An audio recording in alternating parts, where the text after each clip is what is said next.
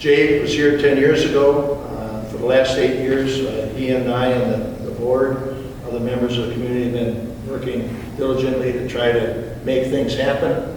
I think a lot of this is going to be old news to a few of you that to date we're well over $1.5 million in grants that we've been able to accumulate or acquire for the projects associated with Library Lake as well as Beaver Dam Lake. There's more to come, as you'll hear in Jay's presentation. So thank you, Jay, for being here. Thank you. All right, thanks, Tom. Well, this presentation we actually put together for a conference down in the Dells back in February, and it seems like a lifetime ago that we did that. And you know, when you do one of these technical presentations, you have to have an official kind of title: the long-term successes for stormwater and lake water quality improvement in the city of Cumberland, la la la. But I kind of consider this to be the story of the little town that can, and that's kind of the way I framed it as I was putting the presentation together. The story, and I have a long history in Cumberland. The story actually goes back 60 years, just about 60 years to this summer. When I was born, we were out in Breckenridge, Minnesota, on the far edge of Minnesota and North Dakota, Wapaton, North Dakota, right across the street. And my idea of water was the Red River of the North. And I can remember as a little 5-year-old catching a fish, a catfish in the Red River of the North. And I was scared of it, and some guy actually traded me the catfish for a sunfish, and I thought this was a pretty good deal. And then we came all the way across Minnesota and moved to the Twin Cities into Roseville, and when Roseville was just booming, and it was kind of a new eye-opening experience for me, because I was that much closer to my mom's family, the Nelsons, of the True Value Hardware fame. And so now all of a sudden, instead of a 5 or 6 hour trip across Minnesota to visit them, we were an hour and 15 minutes away. And that opened up the doors of living on Beaver Dam Lake, or spending my summers on Beaver Dam Lake out at the Nelsons' house. And my mom and dad had packed me up the day after school was out, sometimes even the day school was out, and I'd wind up spending my summers out on the lake with Mark and Paul, and I often say that everything I know that's of any value, I learned on Beaver Dam Lake. And so this really, it's not often that a guy gets an opportunity to do a project like this that is a big part of your heritage. And you know, for years we've been known as the Rutabaga Festival, the home of the Rutabaga Festival, and but you know, now we're getting to be known as actually a benchmark of water quality and how to put these things together. And I oftentimes hear people at the DNR referring to Cumberland and Beaver Dam Lake as being, these guys really know what they're doing, you know, and they're making a huge difference. And you know, it's known as the Island City, and at one point it actually was an island city. Before they put the highway in, Highway 63, it used to drain through the low point there and flush off into the Hay River, and that kept everything moving and circulating through the entire water body. But when they put the highway in, that blocked it off. And now all of a sudden, as time went on, Library Lake became nothing more than a large stormwater pond, basically. And the 11 outlets coming in were all hooked up to downtown and the hospital area and down Sorensen Street, and basically anything that ran off wound up getting captured in Library Lake. And we had some pretty serious issues with that, and the first one is sediment. Sediment is the soil particles that run off, and sediment on its own is a real problem, but it also carries along the nutrients with it. So it's actually the vehicle by which a lot of the pollution gets into the water. And then when we talk about nutrients, our major nutrient is phosphorus, and 1 pound of phosphorus leads to about 300 to 500 pounds of algae bloom in the summer.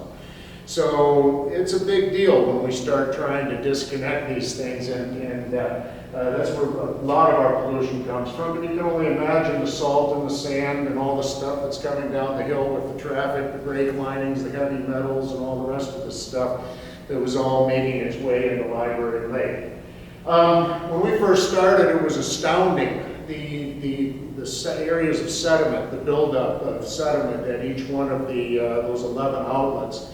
In some cases, it was as deep as 15 feet. We'll have a picture of that in a few minutes here.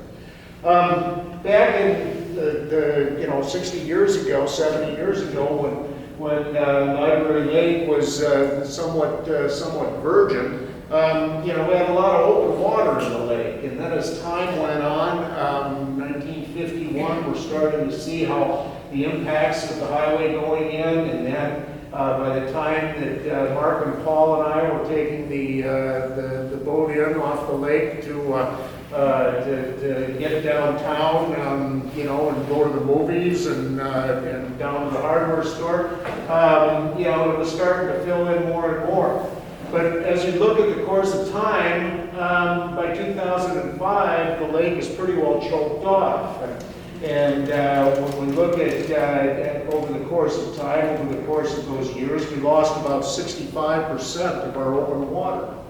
And it's pretty dramatic. And so when we got started, this is what we had. This is the way it looked when we first started the project. We've all worked together on this, but really the visionary, and we have part of the visionary team right here in Robert, but Seth Bailey was really kind of the guy who started this whole thing. It was all part of his capstone project at UW-Madison Landscape Architecture. And he came up with this concept of the Library Lake restoration. And he and Robert were friends, and they got together and got excited about it, and put together the restoration committee that kind of lit a fire under everybody. And of course the Lake District got involved, and Seth actually worked on this for a couple of years, and he came up with is really the plan that we're still working on today, to deal with the stormwater management, try to disconnect it as much as we can, try to do some selective dredging to open up the water areas, try to restore the native hydrology, and then he had bigger goals of trails and bridge expansions under Sorensen Street and all the rest of these.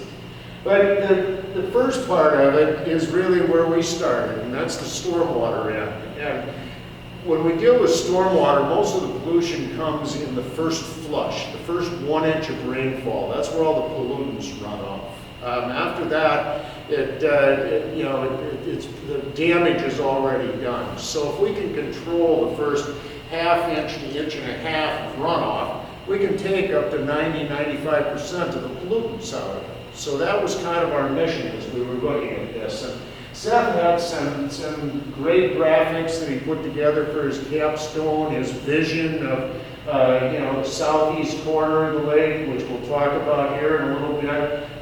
This was the southwest corner that he had this vision on. His goal, his dream was to reconnect the original outlet to Hay Lake down there, and have the downtown actually embrace Library Lake, as opposed to the way they turned their back on it for decades. And with Desi's coming in and some of the things opening up along the parking lot, that kind of changed the complexion of what was going on.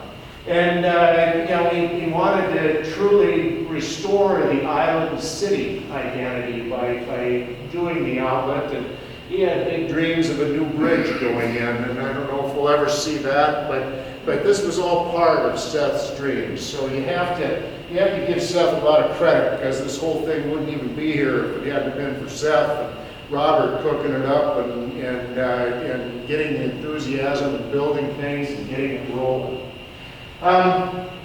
The first thing that we did is we created a management plan. In order to go after DNR funding, you have to have the goals identified in a plan. So our first step was to take a look at, okay, where's the infrastructure? Where are all the pipes running? Where do they come in?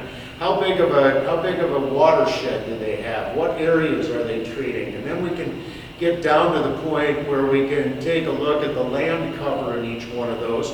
And it's very different from the land cover coming from up here at the top of the hill and from the hospital and down the highway to the more residential areas over by Sorensen Street, to the parking lot on the east side of the lake. Each one of those has a different component of pollution that's going to run off. And so as a result of that, we can take those and estimate pollutant loading from it. And basically, when we were taking a look at the pollutant loads in phosphorus, as it was sitting there when we did our analysis, we were getting about 38 pounds a year of phosphorus coming off of all the contributing watersheds. If we could do what we wanted to do, we could get that down to 10 pounds, which is a 78% or 73% reduction in phosphorus. We could do some dramatic things with sediment also in doing this. All of our, the secret is to capture it before it hits the lake so that we can then manage it and clean it up. In this case, we could get almost an 86% reduction of the sediment going into the lake. And we said, this is good, this is good. We also took a look at the vegetation. And back in those days, there was a lot of purple loosestrife that was out there. And we came in with beetles, and the beetles ate the purple loosestrife. I don't know where the beetles are today, but they did a really nice job in the purple loosestrife. But in order to understand how the lake worked, we needed to know what the vegetation was. And then at that point, we could take it to the DNR, and we had this large pontoon boat that we invited everybody out, all the water quality people at DNR and the fisheries folks and the vegetation folks, and we got everybody on the pontoon boat to kind of get them up to speed on what our vision was. As a result of that, by the way, I'm looking at Paul here and myself up there in the front, and boy, we're a lot younger back then. That picture was kind of startling there. But we put all that into a master plan, and the master plan kind of started with stormwater, but stormwater, along with creating park-like areas and trails and the fishing pier and canoe accesses, and really embracing Library Lake and making it a part of the community. The focus was, of course, on stormwater, and how could we disconnect this? We had stormwater facilities at each one of the corners as we had laid it out, and that has really been kind of the benchmark of how we've moved forward with it. Our goal at that point, after analysis, we were hoping that we could get 1 inch, but it's really hard to retrofit existing infrastructure. And in the analysis, we figured, boy, if we can get the 1/2 inch, we're going to be doing really well in these watersheds. So we targeted everything sizing-wise for the 1/2 inch load, and with that, we could reduce phosphorus by 65% and sediment by 80%, which are outstanding goals. And so off we went. In July of 2010, 10 years ago from right now, we had the plan developed. It had been submitted to the DNR. We had the master plan ready to go. The city of Cumberland had also applied for funding, and we did a stormwater management plan for the entire city that kind of complemented the Library Lake plan. We put together a funding plan to go after all of this. We had gotten, the DNR has really three different sets of funding pools that we've been working with. Land acquisition, so we can purchase property and easements. The planning grants, so that we can go ahead and get concept plans put together, and then the implementation grants, where we actually go out and build it. So at that point, we had actually put together a little money. We had $20,000 for the planning grants. We had submitted our first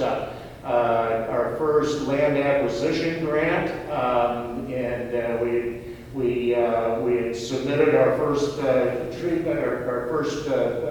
grant for the northwest corner, the northeast corner, rather. And we were putting together plans and specifications. That was our first target, was the northeast corner. We're going to go after that, the area right outside, right across from Nazis. And we came up with a pretty neat little plan that would disconnect the water that's running down the hill by the post office and treat that and get it into a stormwater wetland, much along as it looks today. And think back on this, that this was 2010 when we had this plan that we were ready to go on. At the same time, we had land acquisition grants for the newer property over on the northwest corner. We were working with them to obtain easements. And at that point, if you think back, that was the recession, and there was a lot of very low cost, almost no cost money that was available. And the board we moved ahead in putting together a funding plan to go after this and bond the whole project so we could construct it at once. It was a lofty goal. I mean, it's a $2.4 million project. And that doesn't include all the fun stuff, the amenities and the park things and those kinds of things. So we were asking the public an awful lot back on October 23rd, 2010, when the room was packed. And sadly enough, we were soundly defeated in a 2-to-1 vote. We walked out and shook our heads and said, okay, well, on to plan B. And it didn't slow us down very much. It would have been nice, but roadblock. And at the same time, we also hit another roadblock. Remember, we were all ready to go up there on the northeast corner. We had everything set, and we had determined our property lines and our areas to work in based on the county maps, and it said that the city owned that area, and the city had said, yes, we'll help you, we'll give you that land. This spot right up in this corner was it looked like it was all ready to go on the county maps. Well, then we started doing a little title searching, and we discovered that it had a long and kind of sordid history on that corner, and that there really wasn't a clear title to that corner, and it was almost like it had been transferred in a poker game or something like that. There was some mysterious issues with that corner. We also discovered that when they set up all the lots along Sorensen Street, somebody started about 20 feet too far to the east, and all of the lots were not where they should be. And we had property lines that were literally running through people's houses. And so there's roadblock number 2. So at that point, we kind of pulled back a little bit, and we asked the DNR if, geez, we've got some issues here. Could we change our modus operandi and move it over to the Newers property, where we had their easement, everything was ready to go there, so early spring. We had also done some dredging permits so that we could do some dredging on the northeast facility as well as either side of the bridge. And then we had our funding all in line and ready to go. The property ownership issues surfaced. Wisconsin DNR said these projects are about the same cost, and yeah, we can shift gears. We'll let you go build newers while you guys sort out what the property line issues are.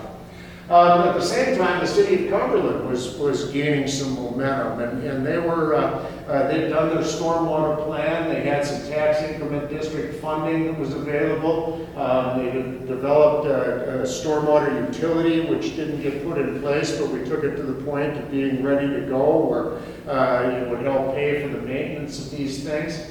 And then we also discovered that there was a problem on Sorensen Street that Dave DeSantis was building or rebuilding at that point, and that maybe we could cobble a little bit of our effort into that project at the same time. So it really worked out to our advantage. So we shifted gears up to the northwest corner, and a lot of this. You see the basin and you see the wetland area, but a lot of the action here is really underground. We disconnected all of the pipes. Originally it went into the northwest corner of Library Lake directly, a direct pipe going in up there right by the, just west of the bridge. And we put as I call them, magic boxes in. And basically what this does is the low flows, it runs it through a chamber system that will drop the sediment out, which will also drop out the pollutants associated with the sediment.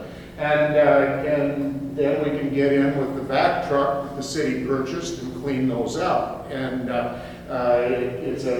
this was one of the first ones that we had put in, and it's been working really well. The amount of sediment, I was talking to the guys as they were out cleaning things out a couple of weeks ago, and we're still getting an awful lot of material that comes out of this every year.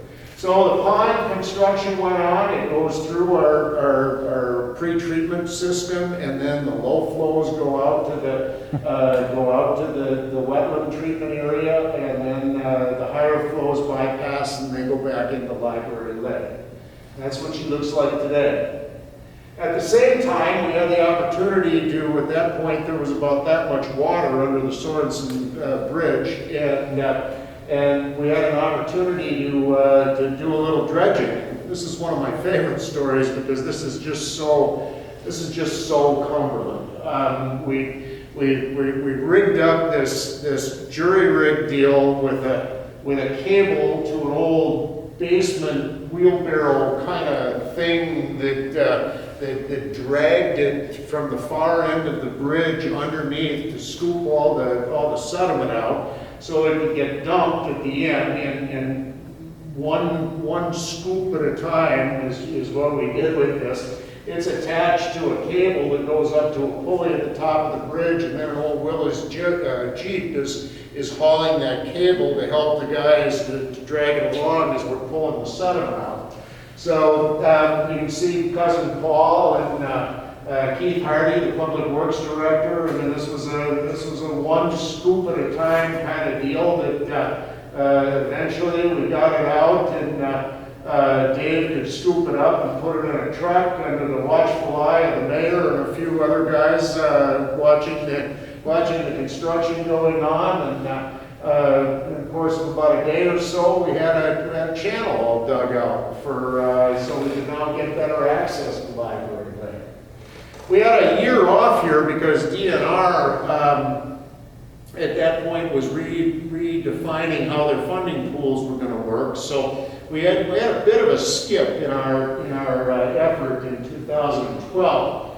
But at that point, we got back into it, and we got land acquisition to acquire property, the Ritchie property on the southeast corner, the first house that we acquired, and through a land acquisition grant.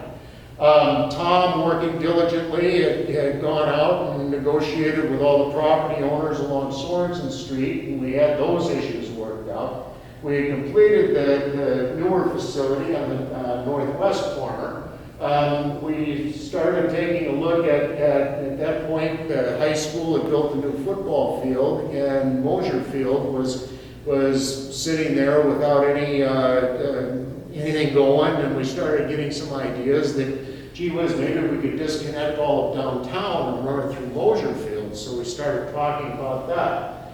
And then we went after planning grants to go after that project. The lot line issues are set. We got a land acquisition grant to take care of all of the easements and everything up on the northeast corner.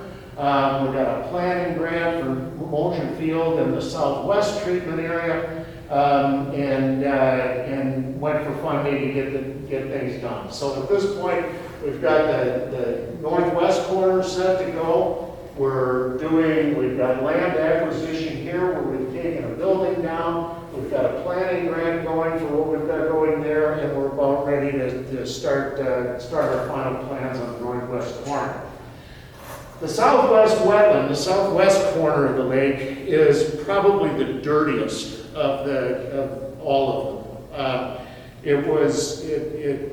Think of all the sand and salt and stuff that comes down the hill from the hospital, and that flushed right into one pipe that went into the southeast corner. So this was kind of an exciting property because it's a large watershed, and if we could acquire the property and come up with a design, that would work out great. At the same time, we got a planning grant for the Motion Field retrofit, where we were hoping to be able to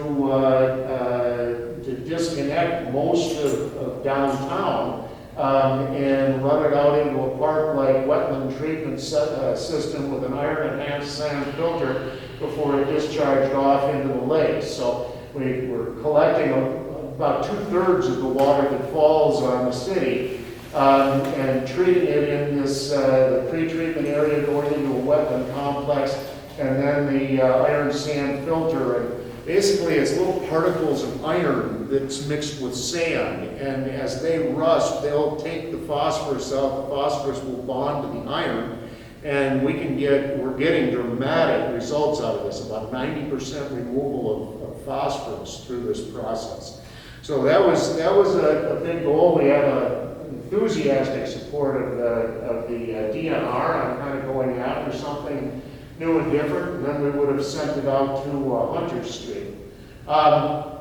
This would have relieved the flooding in front of the Public Works building. We would have improved the access, added some amenities, and made it kind of a park and going from there. So we did all that through a planning grant with the DNR. At the same time, we were moving ahead with the northeast corner, getting that plan out for bid and beginning construction in September of 2016. Then at the same time, never slowed down. We had put together a dredging permit and filled in over the years, and was really hard to get to. So that was, we were hoping that we could create more access for the neighbors that lived along 3rd Avenue.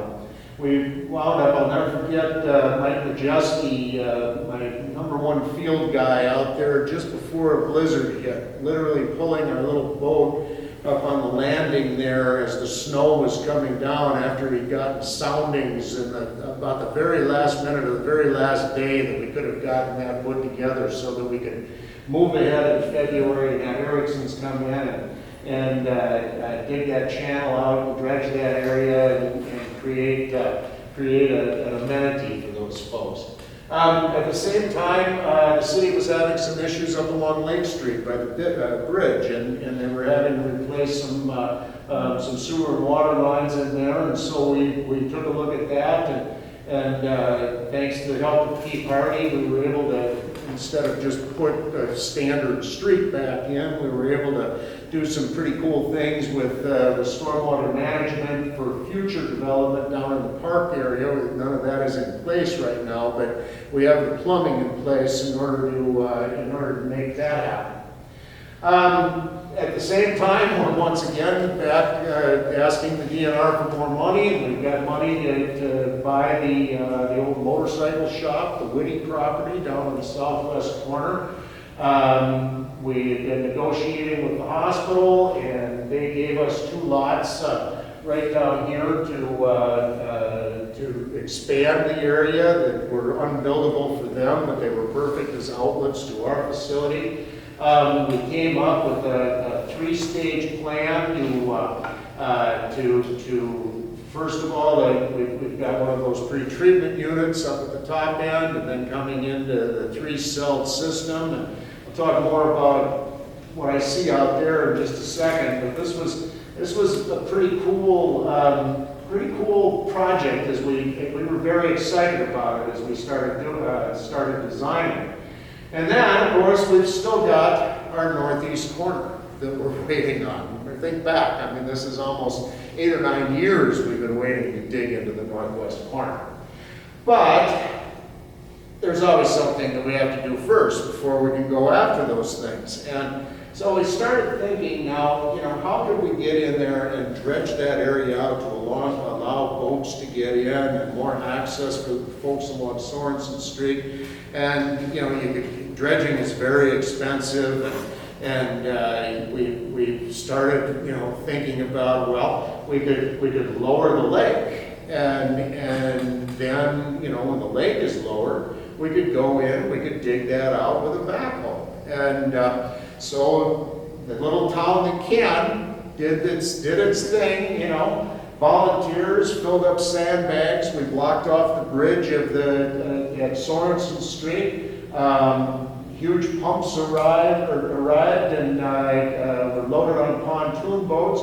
The little town that can, I mean, these guys look like they're having fun. Yeah, they do. And, next thing you know, we've got this kind of dewatering train going out into the open water out in the middle of the lake with the pump on the end and then pipes coming in and discharging the water to the other side as it's clean. And look at the results. I mean, we brought that lake down, Tom, 3-4 feet? 3 feet? And this did a couple of things. It gave us access so that we could get in and do some digging, but as it dried out, it also consolidated the sediment and gave us a little bit more depth when we finished that off.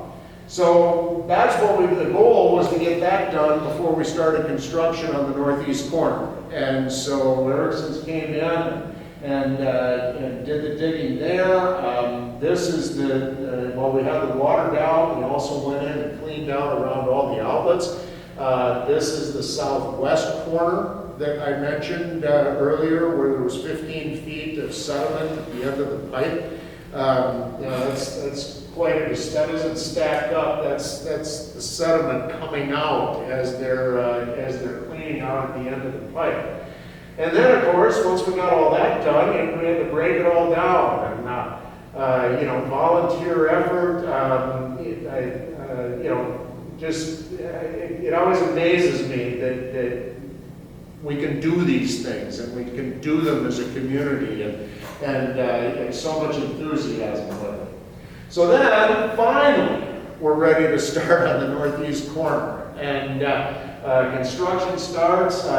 Story of the boulders. I had a project up in Crosby, Minnesota, where we were running into all these boulders and we didn't have any use for them there. So boulders are rather expensive if you're buying them. Well, we had them for free. All we had to do was truck them from Crosby. So I had my contractor up there hauling boulders from northern Minnesota across to build the wall from Desi's. As a lot of volunteer effort, we got it all graded and set to go, and then the students came in, led by Britta Hansen, our landscape architect, and got it all planted. You think about it before, and then during construction or shortly after the completion, and then into it today. And actually, I have a picture from August where it's breathtaking how the wildflowers have taken over, and the bees and the monarchs and everything moving in through there. So at this point, we're complete on the upper two, and we're still in progress down in the southwest. We're about ready to bust loose on the southwest. We got the construction of lake protection grant to build that project. We started in the fall of 2017 and got the pre-treatment tank in, got it all graded off, and then the real plumbing of disconnecting everything, we didn't have time that fall to finish it up, so we planned on the spring. This is one of the luckiest things that we've done because we were planning, it was opened up during opening day fishing. And we had done the detour around, Tom was out pounding nails in the street and, you know, markers for the detours and all the rest of these things. And we were deathly afraid of opening day fishing being a major problem and a major traffic concern as we were coming through. But once again, we got lucky in the spring of 2018 because everything was still frozen and nobody went fishing. And it was kind of that worked pretty well. And so we were able to work right through it, got it all connected, working with a great contractor, Dressel Contracting. They did a wonderful job for us. And, you know, I go out on that one, and it just always amazes me how, first of all, it's getting caught in our pre-treatment unit. Then, you know, the water in that first pond is a little dirty, but as you work your way through the 3 cells and down to the outlet at the far end on the south side, it's running crystal clear. And just all that, you know, 17 or 15 feet of sediment that we've taken out that we're now managing, and it isn't going into the lake. I love this project. At the same time, we had a cup of Christmas cheer, and we thought, well, what else could we go after? And we decided, well, you know, we've got some issues on Jeffrey Boulevard with things, existing plumbing, and 3rd Avenue was a problem, and we decided, well, let's go after a grant and see if we can do something there. And we're building quite a track record with the DNR, and they enthusiastically supported us and funded us for this, which came as kind of a surprise. So on to our next project up on 3rd and Jeffrey, or on 3rd Boulevard, or 3rd and the projects up on Jeffrey. So we had 3 different sites where we used these grid chamber units. So basically, like the long linear ones, these capture the sediment, and then we can come in with the city's back truck to clean it out so it doesn't get to the lake. So each one of these sites, 2 of them on Jeffrey Boulevard and the one on 3rd Avenue, Dave DeSantis put in for us last fall and finished up this spring. So at that point, we've got the southwest wetland completed, we've got the newer pond completed, we've got the northeast set to go, and then we've got the southeast section, our crown jewel of the 10-year project, sitting in the wings. This spring, we went after a land acquisition grant to acquire the remaining houses, the final 3 houses. We went after a planning grant to put our concept plan together, and at the beginning of next month, on November 2nd, we will be submitting a lake improvement grant to build it next summer. So away I went after all these years. Finally, we're tearing the houses down. This was Rutabaga, what should have been the Rutabaga Festival, the week before Labor Day, the final house came down. You're the first to see our concept of what would go in at the southeast corner. It all starts with disconnecting all of the storm sewers that are coming across Nezzy's parking lot. We've got one that isn't shown up here. It's kind of more up toward Nezzy's. It comes down. We put a chamber in all of these when we had the opportunity to do it with the northeast corner project. So it's all getting some treatment right now. But our original plan had picking up this one, and this one, and running it down to a major facility down in the southeast corner. We also have a couple of more connections that are coming in on the north side of the transformers there. We've got a big area that is all coming in from the rooftops and the flow around off the highway and the four-way stop. So this is really another major facility. So we put the plan together to disconnect all of this. We'll also pick up the stormwater coming in off of the highway and treat that into a pre-treatment area there. Basically, we started adding up the numbers, and it's about a $700,000 project by the time we're all said and done. So we can get a max of about $265,000 with each one of our planning grants. So we've now our implementation grants.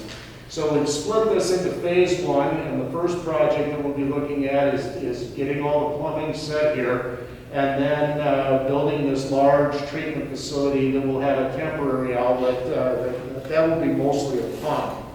In the end, the second phase will take all that water and put it into an iron-enhanced sand filter that as it soaks through, it can remove about 90% of the phosphorus that would normally be going to the lake. We'll also have a smaller rain garden here that will overflow and discharge into the iron sand filter, pre-treatment areas there, and in the end, our vision is kind of a park-like atmosphere and just recreating and embracing that corner and opening it up to green as opposed to the houses that have been there for decades. It's all about a community. It's all about the little town that can, and whether it's volunteer labor or people digging into their pocketbooks to help us out, the support of the chamber and the schools and the biology classes to use this as an educational amenity. I get teary-eyed when I think about what we're creating here, and it's all about the community and also a guy named Tom. I don't know where we'd be without the leadership of Tom Schrader. 2019, I don't know if you're aware, but we won the Beaver Dam Lake District was awarded the Lake Partnership Award. This is a big deal across Wisconsin, and I couldn't be prouder of what we've created and are still creating today. So let's make it happen. We always end it with this slide at all of our annual meetings, and one of these days we are going to have that kid running out on the dock. So, thank you. Thank you, Jay. Any questions of Jay? Robert? I had a question. So normally I think about phosphorus loading being more associated with fertilizers. Where is most of the phosphorus coming from? Because we're not really farm field. Right. Our natural soils in this area are high in phosphorus just as it sits. But when you start taking a look at leaf litter, right now as it's all coming down, as it decomposes, that's a huge flux of it. The soil particles, the sanding as we dump sand on the hill going up and down, that's a big part of it. Actually, there's an element of airborne phosphorus that plays a significant role that we wouldn't even think of.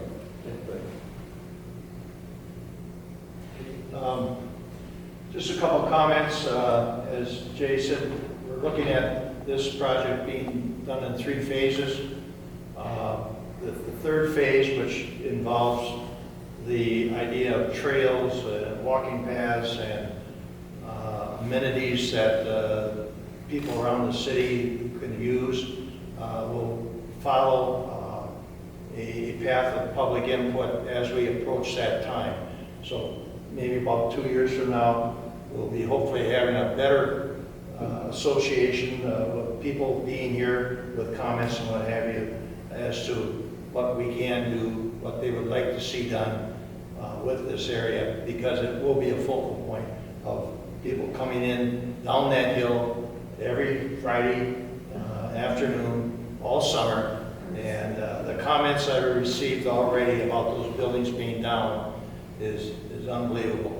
People are noticing, people from Minnesota run into Nezzy's, having lunch there or a sandwich there at night. They're noticing it. DeSantis will be getting the third house cleaned up.